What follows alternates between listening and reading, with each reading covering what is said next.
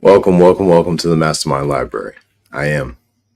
They call me Ferdinand, the bringer of balance, leader of many disciplines, and your host of the MasterMind Library, the home of the MasterMind Book Club, on FHTII.com. Feel free to visit it, check it out.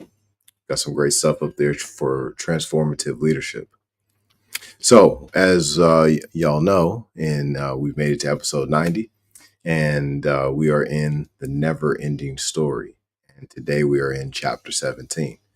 All right, so we've been following Bastian Balthasar Bucks in his new adventure, and he and Atreyu have now met face to face. So let's go ahead and get right into that. Let's make this a little bit larger for everybody. A dragon for Hero Heinrich. All right, let's make sure we're good. Okay. Queer Quobad, the Silver Sage, had slumped down in his chair asleep, for already the hour was late. Consequently, he missed an experience more beautiful and more extraordinary than any he had known in the 107 years of his life. And so did many others in Amargoth, citizens as well as visitors, who, exhausted by the festivities, had gone to bed. Only a few were still awake, and those few were uniquely privileged. Falcor, the white luck dragon, was singing. High in the night sky, he flew in circles over the lake of tears and let his bell-like voice ring out in a song without words, a simple, grandiose song of pure joy. The hearts of all those who heard it opened wide. And so it was with Bastian and Atreyu, who were sitting side by side on the broad balcony of Queer Quobad's palace. Neither had ever heard the song of a luck dragon before you. Hand in hand, they listened in silent delight. Each knew that the other shared his feeling, a feeling of joy at having found a friend, and they took care not to spoil it with idle words. The great hour passed. Falcor's song grew faint and gradually died away. When all was still, Queer Quobad woke up and excused himself. I'm afraid, he said, that old men like me need their sleep. I'm sure you youngsters will forgive me. I must really be off to bed. They wished him a good night, and Queer Quobad left them. Again, the two friends sat for a long while in silence, looking up at the night sky, where the luck dragon was still flying in great slow circles. From time to time, he passed across the full moon like a drifting cloud. Doesn't Falcor ever sleep? Bastian asks, finally. He's asleep now, Atreyu replied. In the air? Oh, yes. He doesn't like to stay in houses. Even when they're as big as Queer Quobad's palace, he feels cramped. He just he's just too big and he's afraid of knocking things over. So he usually sleeps way up in the air. Do you think he'd let me ride him sometime? Of course he would, said Atreyu. That though it's not so easy. You've got to get used to it. I've already written Grogramon, said Bastian. Atreyu nodded and looked at him with admiration. So you said during your contest with Hero Heinrich, how did you tame the many-colored death? I have Orin, said Bastian. Oh, said Atreyu. He seemed surprised, but he said nothing more.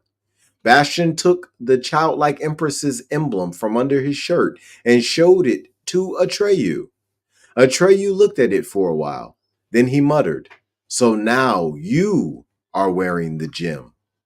Thinking he detected a note of displeasure, Bastian hastened to ask, Would you like to have it back? He started undoing the chain. No! Atreyu's voice sounded almost harsh, and Bastian wondered what was wrong. Atreyu smiled apologetically and repeated gently, No, Bastian, I haven't worn it in a long while. As you like, said Bastian. Then he turned the amulet over. Look, he said. Have you seen the inscription? Yes, said Atreyu. I've seen it, but I don't know what it says. How come? Greenskins can read tracks in the forest, but not letters. This time it was Bastion who said, Oh! What does it say? Atreyu asked. Do what you wish, Bastion read. Atreyu stared at the amulet. So that's what it says. His face revealed nothing, and Bastion couldn't guess what he was thinking. If you had known, he asked, would it have changed anything for you? No, said Atreyu. I did what I wanted to do. That's true, said Bastion, and nodded. Again, they were both silent for a time. There's something I have to ask you, said Bastion finally. You said I looked different from when you saw me in the magic mirror gate. Yes, entirely different. In what way? You were fat and pale, and you were wearing different clothes. Bastion smiled. Fat and pale? He asked incredulously. Are you sure it was me? Wasn't it? Bastion thought it over. You saw me. I know that. But I've always been the way I am now. Really and truly?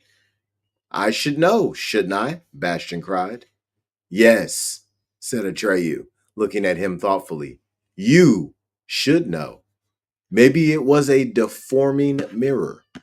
Atreyu shook his head. I don't think so. Then how do you explain your seeing me that way? I don't know, Atreyu admitted. I only know that I wasn't mistaken. After that, they were silent for a long while, and at length they went to sleep. As Bastion lay in his bed, the head and foot of which were made of the finest silver filigree, his conversation with Atreyu ran through his head. Somehow it seemed to him that Atreyu was less impressed by his victory over hero Heinrich, and even by his stay with Grogramon, since he heard that he, Bastion, was wearing the gem. And true enough, he thought, maybe his feats didn't amount to much, considering that he had the amulet to protect him. But he wanted to win Atreyu's wholehearted admiration. He thought and thought. There had to be something that no one in Fantasia could do, even with the amulet. Something of which only he, Bastion, was capable. At last it came to him, making up stories. Time and time again he had heard it said that no one in Fantasia could create anything new. Even the voice of Lala had said something of the kind. And just that was his special gift. He would show Atreyu that he, Bastion, was a great storyteller. He resolved to prove himself to his friend at the first opportunity, maybe the very next day. For instance, there might be a storytelling contest, and he would put all others in the shade with his inventions. Or better still, suppose all the stories he told should come true. Hadn't Grogramon said that Fantasia was the land of stories, and that even something long past could be born again if it occurred in a story? Atreyu would be amazed. And while picturing Atreyu's amazement, Bastion fell asleep. The next morning, as they were enjoying a copious breakfast in the banquet hall of the palace, Silver Sage Queer Quobad said, We have decided to hold a very special sort of festival for the benefit of our guest, the savior of Fantasia, and his friend who brought him to us. Perhaps Bastion Balthasar Bucks. It is unknown to you that in keeping with the age-old tradition, we Amarganthians have always been the ballad singers and storytellers of Fantasia. From an early age, our children are instructed in these skills. When they grow to adulthood, they journey from country to country for several years, practicing their art for the benefit of all. Everywhere, they are welcomed with joy and respect. But we have one regret. Quite frankly, our stock of stories is small, and many of us must share this little.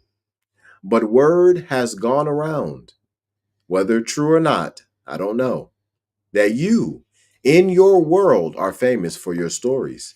Is that truth? Yes, said Bastion. They even made fun of me for it. Silver Sage Queer Quobad raised his eyebrows in disbelief. Made fun of you for telling stories that no one had ever heard. How is that possible? None of us can make up new stories, and we, my fellow citizens and I, would all be infinitely grateful if you would give us a few. Will you help us with your genius? With pleasure, said Bastion. After breakfast, Bastion, Atreyu, and the Silver Sage went out to the steps of Queer Quobad's palace, where Falcor was already waiting for them. A large crowd had gathered, but on this occasion it included few of the outsiders who had come for the tournament and consisted largely of Amarganthians, men, women, and children, all comely and blue-eyed, and all clad in silver. Most were carrying stringed instruments, harps, lyres, guitars, or lutes, all of silver, for almost everyone there hoped to display his art in the presence of Bastion and Atreyu. Again, chairs had been put in place. Bastion sat in the middle between Queer Quobad and Atreyu, and Falcor stood behind them. Queer Quobad clapped his hands. When the crowd fell silent, he announced, "The great storyteller is going to grant our wish and make us a present of some new stories. Therefore, friends, give us your best to put him in the right mood." The Amarganthians all bowed low. Then the first stepped forward and began to recite. After him came another and still others. All had fine, resonant voices and told their stories well. Some of their tales were exciting, others merry or sad, but it would take us too long to tell them here. In all, there were no more than 100 different stories. Then they began to repeat themselves. Those who came last could only tell what their predecessors had told before them. Bastion grew more and more agitated while waiting for his turn. His last night's wish had been fulfilled to the letter, and he could hardly bear the excitement of waiting to see whether everything else would come true as well. He kept casting glances at Atreyu, but Atreyu's face was impassive, showing no sign of what he might be thinking. At length, Queer Quobad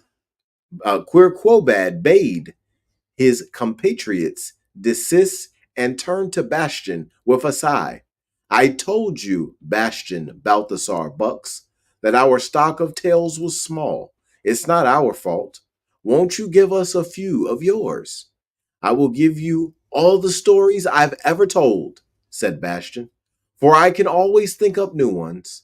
I told many of them to a little girl named Krista, but most I thought up only for myself.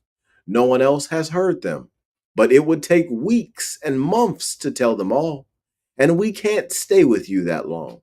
So I've decided to tell you a story that contains all the others in it. It's called The Story of the Library of Amargon, and it's very short." Then after a moment's thought, he plunged in. In a gray dawn of time, the city of Amargonth was ruled by a silver sages named Kuana. In those long past days, Maru, the Lake of Tears, hadn't been made yet, nor was Amargonth built of the special silver that withstands the water of Maru. It was still like other cities with houses of stone and wood, and it lay in a valley among wooded hills. Kuana had a son named Quinn, who was a great hunter. One day in the forest, Quinn caught sight of a unicorn, which had a glittering stone at the end of its horn. He killed the beast and took the stone home with him.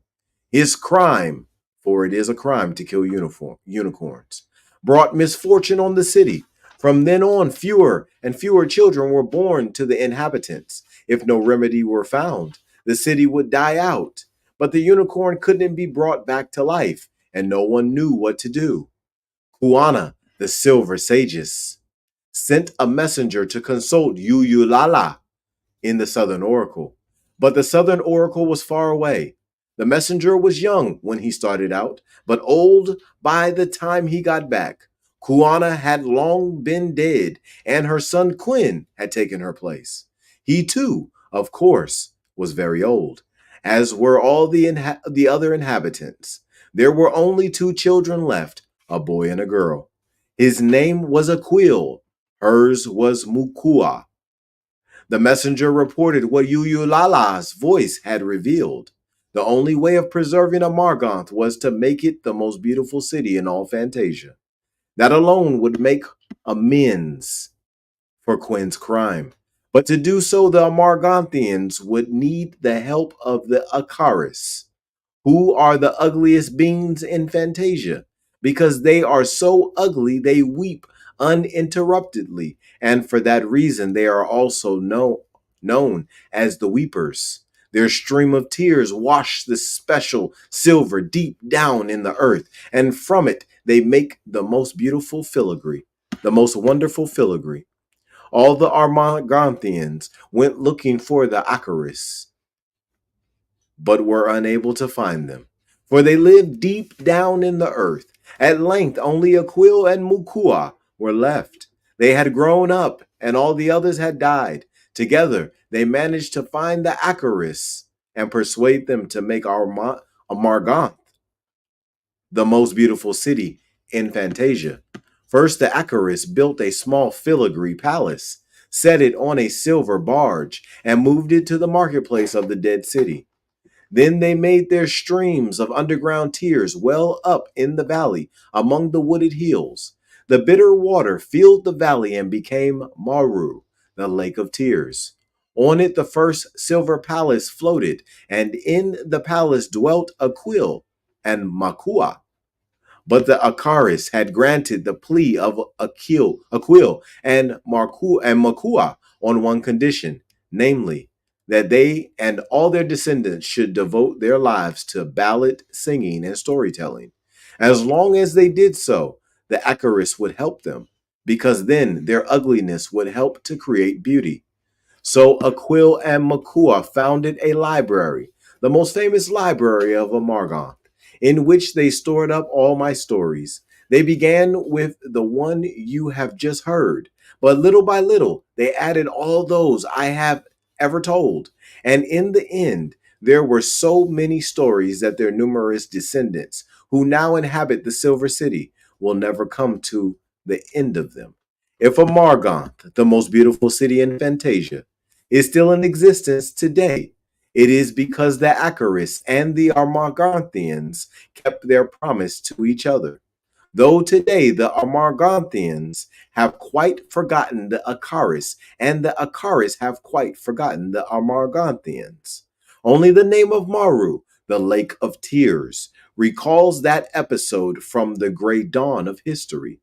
When Bastion had finished, Silver Sage Queer Quobad rose slowly from his chair. Bastion Balthasar Bucks, he said, smiling blissfully. You have given us more than a story, and more than all the stories in the world. You have given us our own history. Now we know where Maru and the silver ships and palaces on it came from. Now we know why we have always, from the earliest times, been a people of ballad singers and storytellers. And best of all, we know what is in that great round building in the middle of the city, which none of us, since the founding of Amargoth, has ever entered, because it has always been locked. It contains our greatest treasure, and we never knew it. It contains the library of Amargoth. Bastion himself could hardly believe it. Everything in his story had become reality. Or had it always been? Grogramon would probably have said, both!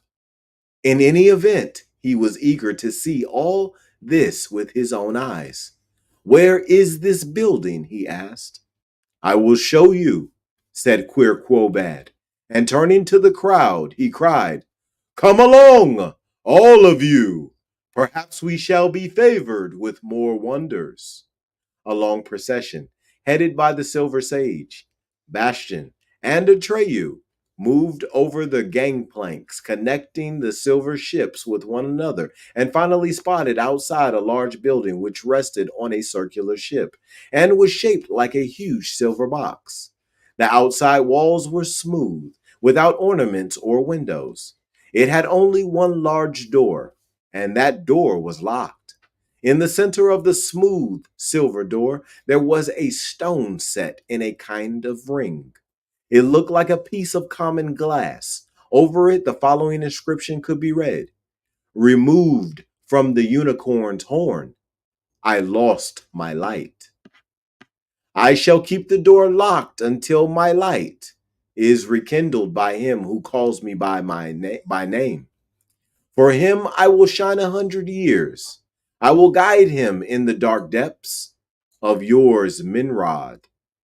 But if he says my name a second time, from the end to the beginning, I will glow in one moment with the light of 100 years. None of us can interpret this inscription, said Queer Quobad. None of us knows what the words, yours, Minrod, mean. None of us, to this day, has ever discovered the stone's name, though we have all tried time and again. For we can only use names that already exist in Fantasia, and since these are all names of other things, none of us has made the stone glow or opened the door. Can you find the name Bastion Balthasar Bucks? A deep, expectant silence fell on the Armaganthians and non-Armaganthians alike. Al Sahir, cried Bastion. In that moment, the stone glowed bright and jumped straight from its setting into Bastion's hand. The door opened. A gasp of amazement arose from 1,000 throats. Holding the glowing stone in his hand, Bastion entered the building, followed by Queer Quobad and Atreyu. The crowd surged in behind them. It was dark in the large circular room, and Bastion held the stone high, though brighter than a candle. It was not enough to light the whole room, but showed only that the walls were lined with tier upon tier of books. Attendants appeared with lamps. In the bright light, it could be seen that the walls of books were divided into sections, bearing signs such as funny stories, serious stories, exciting stories, and so on. In the center of the circular room, the floor was inlaid with an inscription so large that no one could fail to see it. Library of the Collected Works of Bastion Balthasar Bucks. Atreyu looked around in amazement. Bastion saw to his delight that his friend was overcome with admiration. Is it true, asked Atreyu, pointing at the silver shelves all around, that you made up all those stories? Yes, said Bastion, slipping Al Sahir into his pocket. Atreyu could only stand and gape. I just can't understand it, he said. The Armaganthians had flung themselves on the books and were leafing through them or reading to one another. Some sat down on the floor and began to learn passages by heart. News of the great event spread through the whole city like wildfire. As Bastion and Atreyu were leaving the library, they ran into Hycreon, Heisbald, and Hydorn.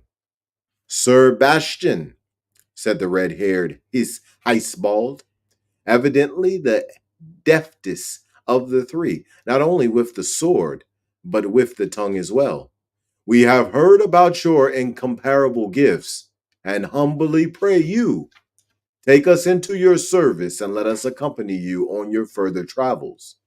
Each one of us longs to acquire a story of his own, and though you surely have no need of our protection, you may derive some advantage from the service of three such able and willing knights. Will you have us? Gladly, said Bastion. Anyone would be proud of such companions. The three knights wished to swear fealty by Bastian's sword, but he held them back. Secanda, he explained, is a magic sword. No one can touch it without mortal peril, unless he has eaten, drunk, and bathed in the fire of the many-colored death. So they had to content themselves with a friendly handshake. What has become of Hero Heinrich? Bastian asked. He's a broken man, said Hycreon. Because of his lady? Hydorn added. Perhaps you can do something to help him, said Heisbald. All five of them went to the inn where they had stopped on their arrival in Amargant, and where Bastian had brought Yika to the stable. When they entered, one man was sitting there, bent over the table, his hands buried in his fair hair. The man was Heinrich.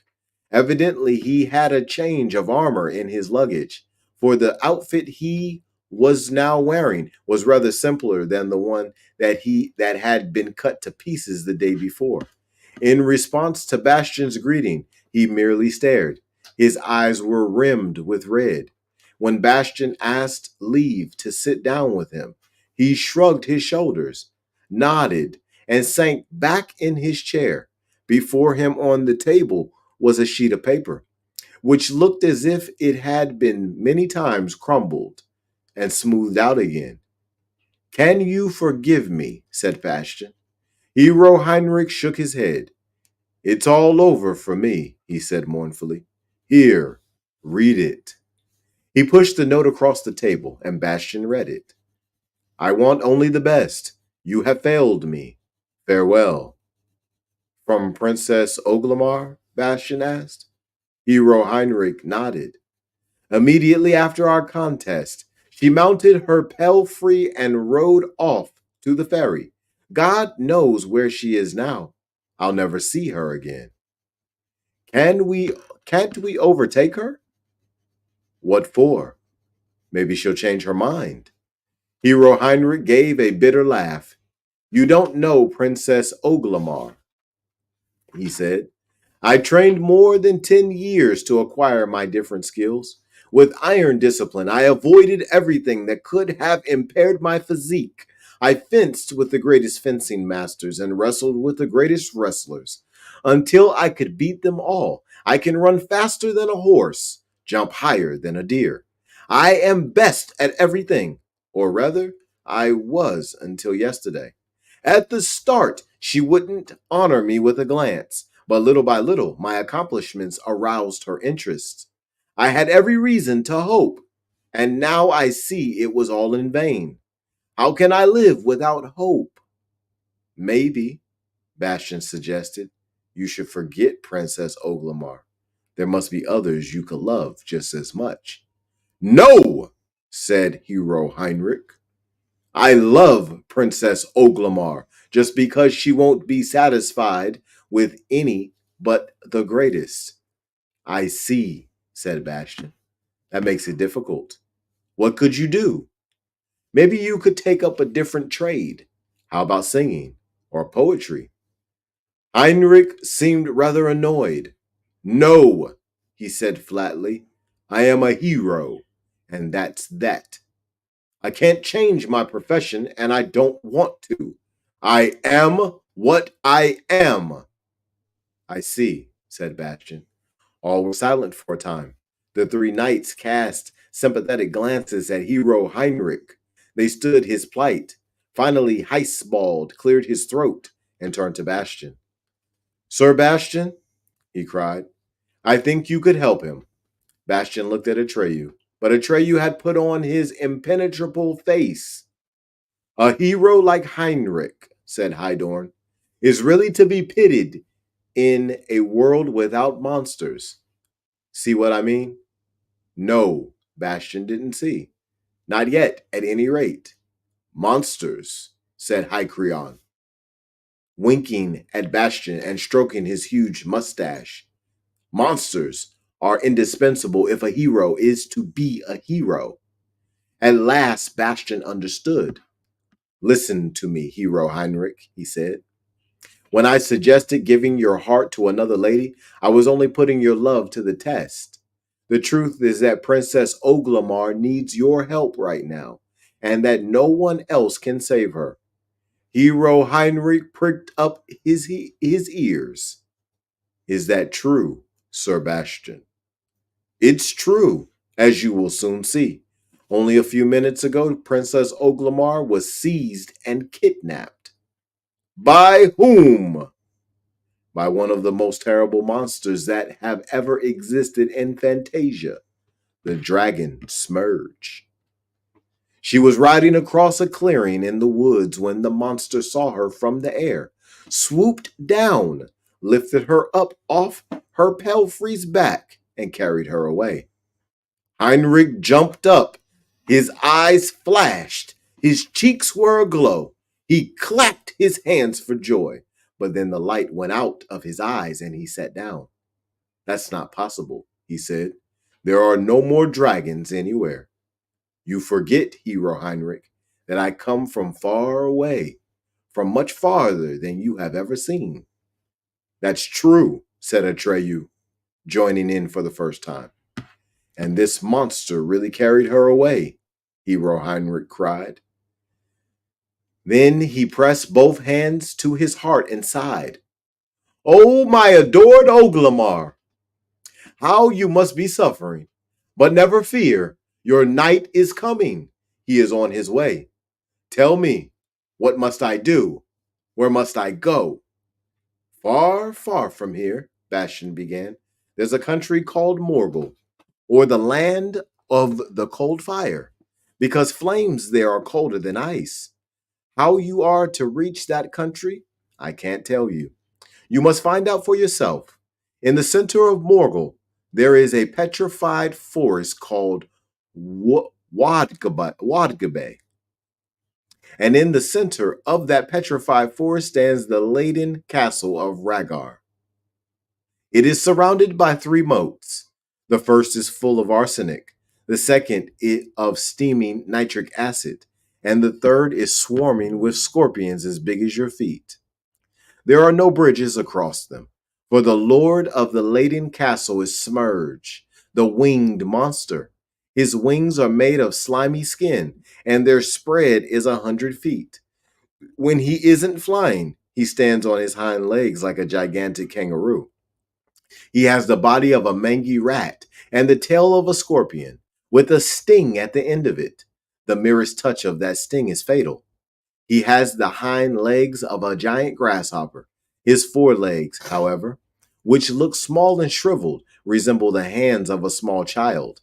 But don't let them fool you. There's a deadly power in those hands. He can pull in his long neck as a snail does its feelers. There are 3 heads on it. One is large and looks like the head of a crocodile. From its mouth he can spit icy fire. But where a crocodile has its eyes, it has 2 protuberances. These are extra heads. One resembles the head of an old man. With it he can see and hear. But he talks with the second head, which has the wrinkled face of an old woman. While listening to this description, Hero Heinrich went pale. What was this monster's name? He asked. Smurge, Bastian repeated. He has been wreaking his mischief for 1,000 years, but that's how old he is. It's always a beautiful maiden that he kidnaps, and she has to keep house for him until the end of her days. When she dies, he kidnaps another. Why haven't I heard of this dragon? Smurge flies incredibly far and fast. Up to now, he has always chosen other parts of Fantasia for his raids. Besides, they only happen once in every 50 years or so. Hasn't any of these maidens ever been rescued? No, that would take a very special sort of hero. These words brought the color back to Hero Heinrich's cheeks, and remembering what he had learned about dragons, he asked, Has this Smurge a vulnerable spot? Oh, said Bastian, I almost forgot. In the bottommost cellar of Rhaegar Castle, There's a lead axe. It's the only weapon Smurge can be killed with. So naturally, he guards it well. You have to cut off the two smaller heads with it. How do you know all this? Asked Hero Heinrich. Bastian didn't have an answer, for at that moment cries of terror were heard in the street. A dragon! A monster! Up there in the sky! Horrible! He's coming this way! Run for your lives! No, he's already got somebody. Hero Heinrich rushed out into the street, and all the others followed. Up in the sky, something that looked like a giant bat was flapping its enormous wings. For a moment, as it came closer, he looked exactly as Bastian had just made him up. And in his two shriveled but oh so dangerous little arms, he was clutching a young lady who was screaming and struggling with all her might. Heinrich! She screamed. Heinrich! Heinrich, my hero! Help! And then they were gone. Heinrich had already brought his black stallion from the stable and boarded one of the faster ferries that crossed the mainland. Faster! Faster! He could be heard shouting at the ferryman. I'll give you anything you ask, but hurry! Bastian looked after him and muttered, I only hope I haven't made it too hard for him. Atreyu cast a sidelong glance at Bastian. Then he said softly, maybe we should get going too. Going where? I brought you to Fantasia, said Atreyu. I think I ought to help you find the way back to your own world. You mean to go back sooner or later, don't you? Oh, said Bastian. I hadn't thought about it, but you're right, Atreyu. Yes, of course, you are. You saved Fantasia, Atreyu went on, and it seems to me you've received quite a lot in return. I have a hunch that you're aching to go home and make your own world well again. Or is there something that keeps you here? Bastian, who had forgotten that he hadn't always been strong, handsome, and brave, replied, No, I can't think of anything. Atreyu gave his friend a thoughtful look and said, It may be a long, hard journey. Who knows? Yes, Bastian agreed. Who knows? We can start right now if you like. Then the three knights had a short, friendly argument because each claimed the privilege of giving Bastian his horse. Bastian soon settled the matter by asking them for Yika, their pack mule. Of course, they thought her unworthy of Bastian, but he insisted, and in the end, they gave in. While the knights were making ready for the journey, Bastian and Atreyu went to Quirquobad's palace to thank the Silver Sage for his hospitality and bid him goodbye. Falcor the Luck Dragon, who was waiting for Atreyu outside the palace, was delighted to hear they were leaving. Cities just didn't appeal to him, even if they were as beautiful as a Margon. Silver Sage Quirquobad was deep in a book he had borrowed from the Bastian Balthasar Buck's library. I'm sorry you can't stay longer, he said rather absently. It's not every day that a great author like you comes to see us, but at least we have your works to console us. Whereupon they took their leave. After seating himself on Falcor's back, Atreyu asked Bastian, Didn't you want to ride Falcor? Later, said Bastian. Now Yika is waiting for me, and I've given her my promise. Then we'll wait for you on the mainland, cried Atreyu. The luck dragon rose into the air and was soon out of sight. When Bastian returned to the inn, the three knights were ready. They had taken the pack saddle off Yika and replaced it with a richly ornamented riding saddle. Yika didn't learn why until Bastian came over and whispered in her ear, You belong to me now, Yika. As the ferry carried them away from the Silver City, the old pack mule's cries of joy resounded over the bitter waters of Maru, the Lake of Tears. As for Hero Heinrich, he actually succeeded in reaching Morgul, the land of the cold fire. He ventured into the petrified forests of Wadgabe, crossed the three moats of Rhaegar Castle, found the lead axe, and slew the dragon Smurge. Then he brought Oglamar back to her father. At that point, her anymore. That, however, is another story and shall be told another time. And that concludes chapter 17. Our next chapter on our next episode will be the Acarus. This is a powerful story, y'all. Atreyu and Bastion Balthasar Bucks and Heinrich, Hycreon, and Hydorn have come together, and they are making a new history. And as Bastion speaks, he speaks things into existence. Heinrich has gained his confidence back. He saved the princess. Now we're going to learn about Acarus on our next episode. So, y'all keep doing your thing, keep being blessed, keep listening, keep reading, and keep exposing your gift.